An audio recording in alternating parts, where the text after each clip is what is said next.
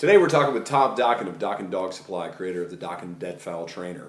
We're going to look at one of probably the coolest products that I've seen for training retrievers. That's the Dokken DeadFowl Diver. Tom, tell us a little bit about this product and how it works. Well, you know, a lot of the things that we've developed are out of necessity, dog training wise. It's like, how do we get a dog to understand what to do? And the diver, if you're a duck hunter, you know, unfortunately not every bird that you hit just hits the water, it's done, and the dog goes and picks it up. If you have a bird that's wounded and it's out in the water, any waterfowler has seen it, the dog goes out to it, the duck dives. And Right before he gets to it. Yeah, and it doesn't necessarily have to be like a bluebill or a canvasback, a teal, anything. They're going to dive. And the whole idea there is, okay, it just dove, the dog should stay out there and come up with it. Well, depending on how well hit the bird is, if they're not hit really well, they're going to dive and they're going to go underwater. Now here's what happens. The first dive, when the dog gets to it, they're going to pop up pretty quick. Okay. And then all of a sudden they go, that dog's still here. So what they're going to do is they're going to increase the length of that dive. And they're going to go into the water further and further and further. So a beginner dog, you know, he's used to that you just throw the dummy out there, he picks it up, I can see he gets it. Now all of a sudden it's gone. So a dog instinctively, when it goes underwater, they're going to spin a circle like, where did it go? And the whole idea there is if that bird now dives a couple of times, the dog has been unsuccessful, and it's going to go further and further. If there's a little chop, remember that dog's looking on water level. They can't see it. As that bird keeps going, he's not going to give his full body out of the water. He's going to maybe just put his bill out. Here's the deal. Now you got that young dog who goes, well, I can't get it. Tried once or twice, I'm done. They turn around and they come back. Well, and then the next dog, he was lucky enough to have a bird that was maybe hit a little bit better, and he was successful. So we knew that it's not about the dog didn't want to do it, it's that he didn't have any success. So he just, well, he gave up. I want them all to be successful.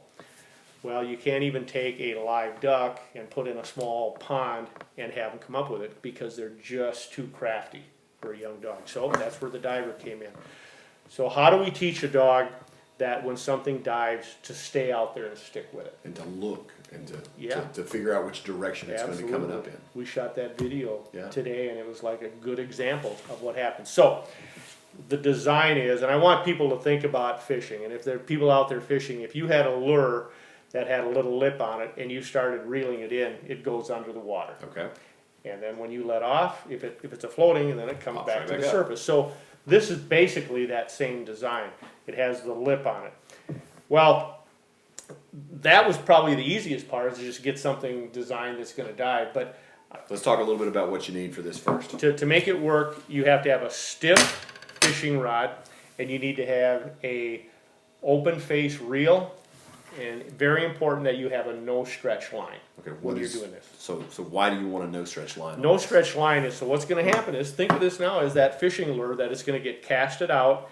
When the dog gets close to it, you're going to reel, it's going to go under. When you let off, it comes up. But the whole idea, and our biggest challenge when we designed this is, I didn't want it permanently attached to this, because I didn't want the dog to be pulling the line in and holding on the line. So when we designed the release mechanism, we had to be able to cast it, but we had to be able to get it off. So what we do is we have these bands that go all the way around it. So we put these little lines underneath, we snug them up, and then we make sure that that rubber band pulls them back in there. Now here's what we do. We take the ring, and it goes around just like this.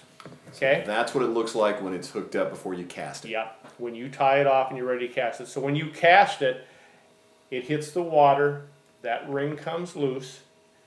Now you're only attached by the pieces that are attached to the rubber and those have enough security so that when you start reeling it, it goes under the water, and when it comes up, and the key is when you're ready for your dog and you say, all right, and I always do this, the dog, the first time I send a dog out for it, I'll dive it once, let it come up, he'll spin around, he sees it, then I want him to get it. Okay. So when I want the dog to get it, I just jerk the line, and it comes off. So now the dummy's just floating out there. Yeah, it's free for the dog to come back with. And then as they get better with this, I'll dive it, bring it up. He sees it come up, he goes again. I'll dive it a little bit longer. Starts to become a chase. Yeah, and it's underwater, so now he's like, where is it, where is it? And I'll pop it up again. So they learn to stick with it. And these dogs will actually get to the point where on a body of water, they'll go out and start hunting in a body of water. Most dogs won't hunt in a body of water. They won't go out and hunt. Right. They'll actually just go, well, on land I'll hunt, but I don't know how. It's because they don't know how. Sure. Never had to do it. You could actually take, if you had an 8-week-old puppy that was a good swimmer, you could actually start working them on how to do this with crippled birds. Okay.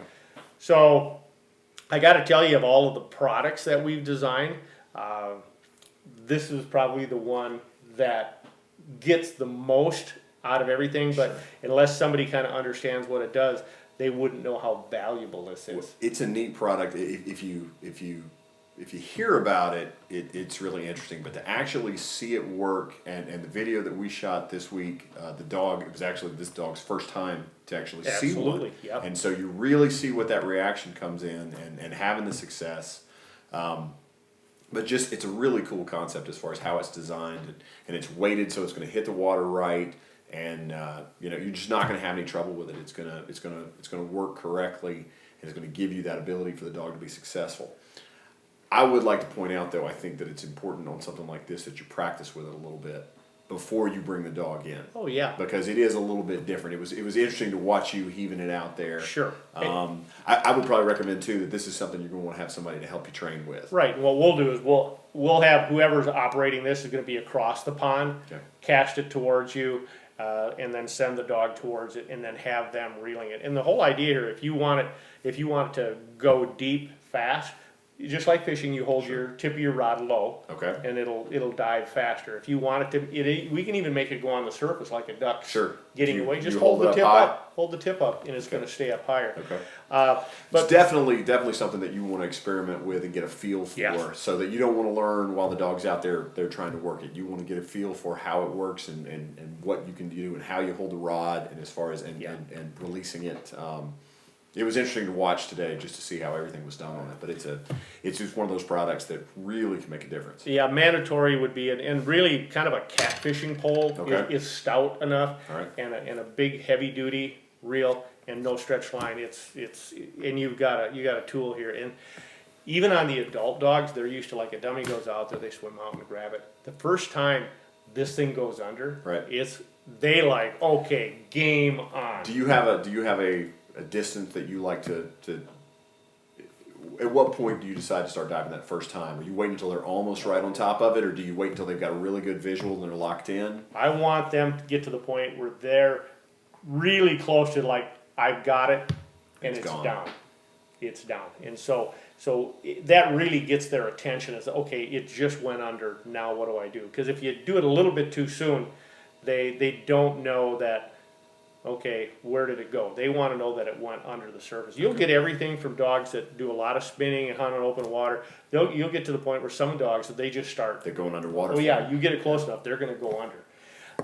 Of all the things when you're duck hunting, and I've seen this in a duck blind, where the dog's out there, he's on a chase, and it dives, and it goes, and it dives again, and he's working hard for it, and it dives again. And he ends up coming up with it. Guys are high-fiving. They're just like, it's one of the coolest things when you're waterfowl hunting, because you know how hard that dog works to get that retrieve. Yeah, it's hard. Once they go underwater, it's hard to get them. Yeah, and cool thing is that it teaches a skill that you can control the success.